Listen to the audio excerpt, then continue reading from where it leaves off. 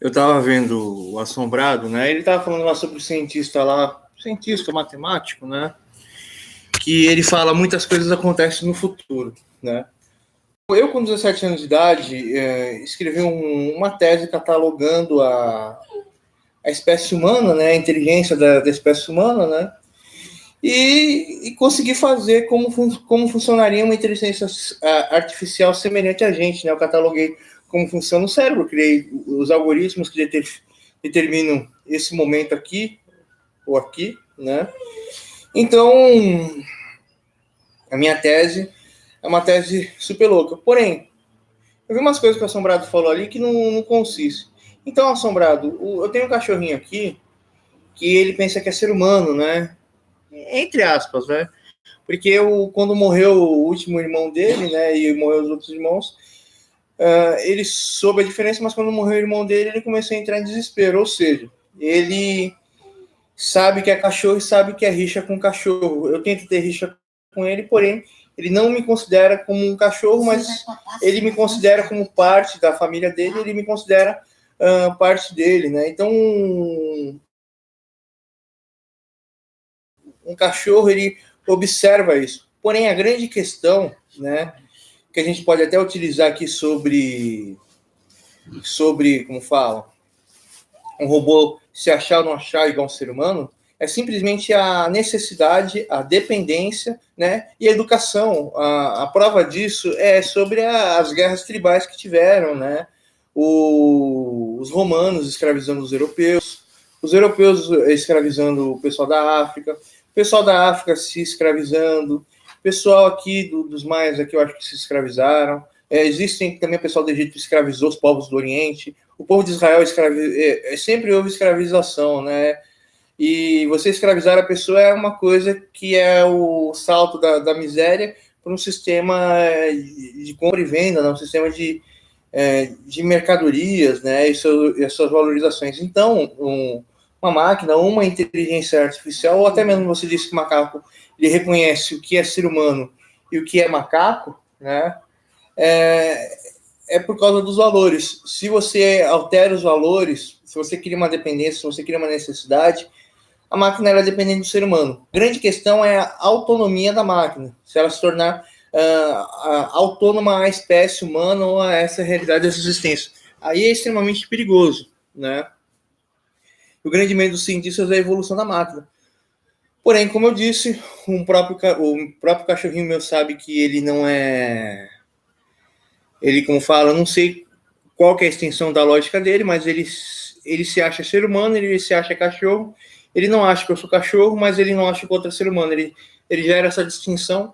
E o Cherokee, ele tinha muito preconceito com o Poodle. Ele e o outro Basset, ele reconhecia o outro Basset como irmão, né? E o Poodle e o Beagle, ele distinguia que era outra raça e os dois queriam matar a outra raça. Os dois eram unidos para matar a raça. Ou seja, racismo entre cachorro. E ver esse filhote aqui, ele gosta desse filhote, ele não trata tão mal com esse filhote quanto o outro, porém, ele não gosta muito desse cachorro, ele quer impor desse cachorro, ele quer impor as regras desse cachorro. A regra dele é o seguinte, ele manda, ele domina e o cachorro fica na dele e ele fica sendo adorado pela gente. Porém, o cachorro também quer ser adorado pela gente, não aceita as regras do Cherokee, não aceita as ordens do Cherokee, e o Cherokee parou de sofrer pela perca dos outros cachorros, porém ele tá com muita depressão por causa desse cara aqui. Vou te pegar um pouco. Você tá chateado? Deixa eu pegar um pouco ele, tá meio chateado esses dias por causa do outro. Que tá chateado? Porque não comeu banana? Não, por causa do pequenininho, né? Não, mas o pequenininho não aceita as diretrizes dele. Ele é pior do que aquela máquina lá, esqueci. Odisseia 2029. Né? Como, sem zoeira, ensinei algumas diretrizes comportamentais para esse cara aqui. Ele acredita que os valores de comunicação entre eu e ele é muito mais importante do que o valor de comunicação entre ele e um cachorro. O cachorro para ele é uma coisa secundária, mas o cachorro é uma disputa onde que ele põe o cachorro lá embaixo e ele fica lá em cima, né? A não ser o outro Basset que era da mesma raça dele, né? Porém, o Assombrado ele não falou só isso, ele falou sobre muitas coisas. Ele veio aqui falar sobre inteligência artificial. E ele falou que esse cientista, ele sempre fez muitas previsões, né? Etc. Ele disse que vai haver engarrafamento na Lua, e a grande questão é a corrida espacial e o ser humano dominar outros planetas e a gente continuar crescendo. Porém, ele acredita que a evolução do indivíduo está baseada em uma conquista e a quebra de sequência dessa conquista. E ele até falou sobre Elon Musk, sobre o Zuckerberg e tal. Porém, a conquista em si não é uma questão de dissolução da humanidade. A grande questão é a evolução intelectual. Aí o Assombrado entrou na questão religiosa, ele entrou na questão, como fala, da imortalidade, da recuperação genética, né, que nosso DNA vai haver o domínio total, e o controle total. Somente que, para acontecer uma coisa dessa, precisa ter um avanço tecnológico tão gigantesco, né, que é impossível nesses 10, 20 anos acontecer isso, né? Existir um avatar digital, ou existir um avatar, ou a gente tem uma recuperação genética. E aí, irmão, tudo bem com você? Salve! Então, como posso dizer para vocês aqui? Sobre o engarrafamento na Lua, a Lua eu acredito que ela seria muito pequena para ver uma metrópolis, né? Eu não jogo muito bem jogo de tiro. Jogo de tiro no celular eu não jogo bem. No controle ou no mouse eu jogo muito bem. Mas assim eu acho difícil. Voltando à questão aqui, o Matheus Assombrado, o que ele havia falado? Ele havia falado sobre a grande questão da humanidade é a exploração espacial, né? Primeiro a gente tem que resolver primeiro a gente tem que assimilar a gente tem que assimilar nossa inteligência em primeiro lugar, né? A gente precisa colocar ordem na espécie humana para conseguir colocar ordem na realidade, né? E ele disse que os dinossauros foram aqui nesse planeta aqui, né? Mas a corrida espacial dele. Porém, ele estava muito contente, ele estava muito animado, vendo esperança de muita humanidade ia mudar, né? Porém, a nossa humanidade, eu não acredito que ela vai mudar para melhor, né? Eu não acredito, né? E aí ele disse que a mudança para melhor porque a gente ia esgotar todos os recursos desse planeta, né? Tentar criar uma nova sociedade. Ele entrou na questão... Vamos tentar entrar aqui no ponto religioso aqui.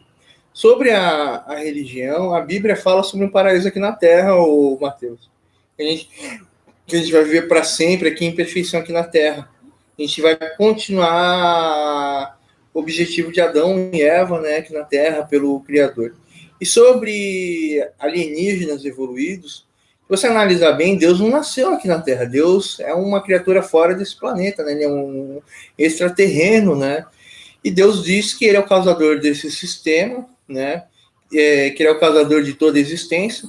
O que você pensa, o que eu penso é por intermédio dele. Ele deu a capacidade de a gente arquitetar, pensar, organizar e fazer qualquer coisa de qualquer forma. Isso ele chama de livre arbitrariedade, que a gente consegue nos auto-questionar, a nos colocar em um sentido coerente com a realidade da nossa volta, né? A Bíblia ela tem que ensinar um princípio de como a gente vive em sociedade de imperfeição, porém os povos nunca conseguiram entender a Bíblia, né? Até mesmo o povo escolhido não conseguiu entender a lei, né? E vamos tirar Deus aqui da equação aqui, vamos dizer que se fosse uma sociedade alienígena extremamente evoluída. Uma sociedade extremamente alienígena evoluída, ela não seria uma sociedade de paz. Ela seria uma sociedade de ordem, nós não estaríamos nos padrões dele.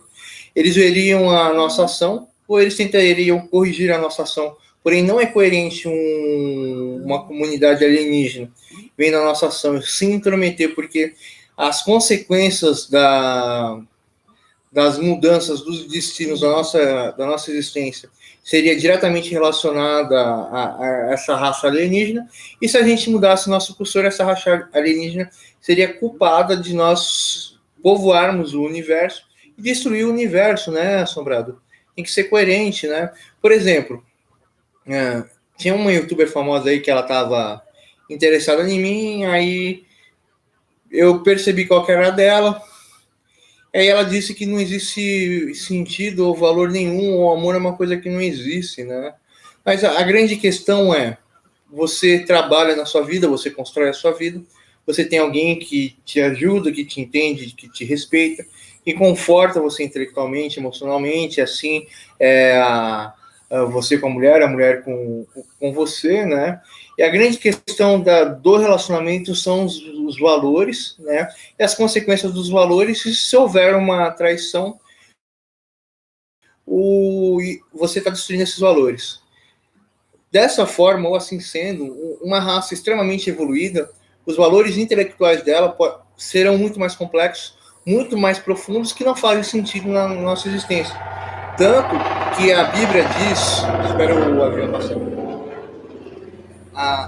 a Bíblia diz que só existe um único Deus, só existe uma única verdade, só existe um único caminho, e que todas as leis, né, em relação ao casamento, em relação a respeitar os antepassados, em relação a respeitar a mulher, em relação a respeitar todas as coisas, porque tudo tem uma vida e uma verdade, todas as coisas, existe uma construção de escolha e consequência.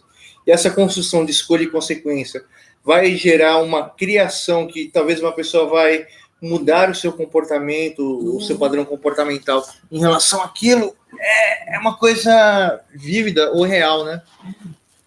Nossa, você tá com um cheirinho mal, hein, bebê? Bebê? Bebê, cheiro aqui? Ó, cheiro aqui. Ô, cheiro aqui. Cheiro aqui tá tão teimoso. Ele tá com medo. Ô, bebê, mas é por causa do Simba. Ó, eu fiz pra você. Vem cá, vem. Também ele tá velho. Vai lá. Comer um pouco. Voltando à questão aqui, né?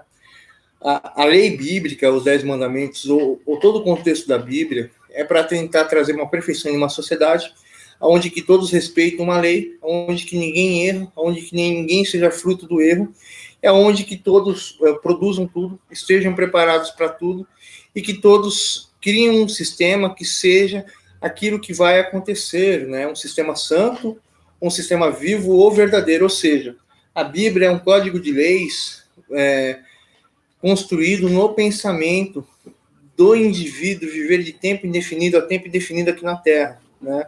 E ninguém entendeu a Bíblia, ninguém entendeu as leis bíblicas, os mandamentos bíblicos ou o contexto bíblico, né?